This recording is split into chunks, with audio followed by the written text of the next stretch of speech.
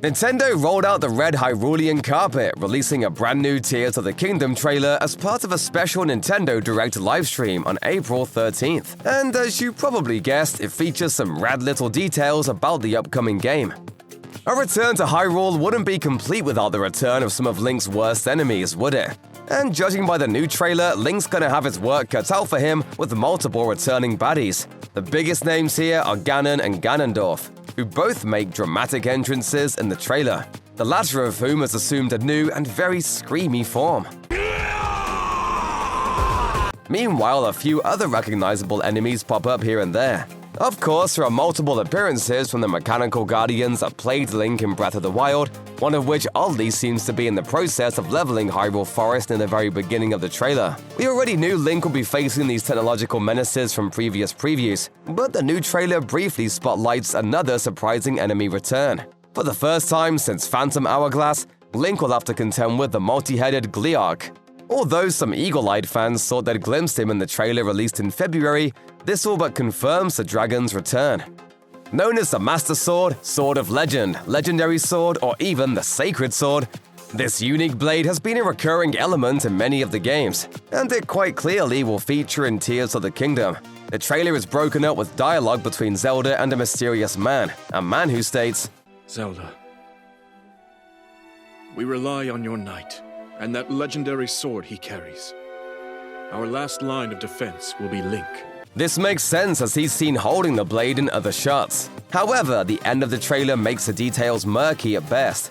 Zelda can be heard desperately pleading, "Our final hope, Link. You must find me." At this point, she is clearly holding the legendary sword, and it seems intact and undamaged, but only the hilt is shown in full. Seeing as the broken and repaired Master Sword is incorporated into the logo of the game, fans are pretty sure it's going to play a large role. And the possibility of hunting down the broken pieces is definitely a theory we can't wait to investigate.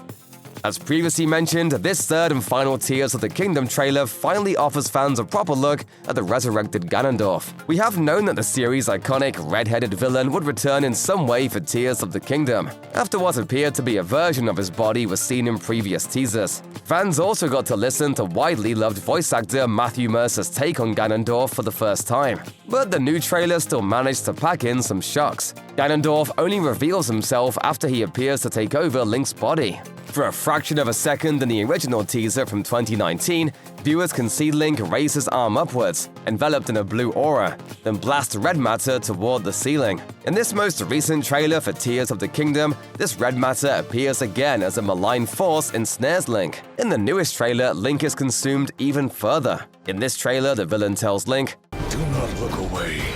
You witness a king's revival and the birth of his new world."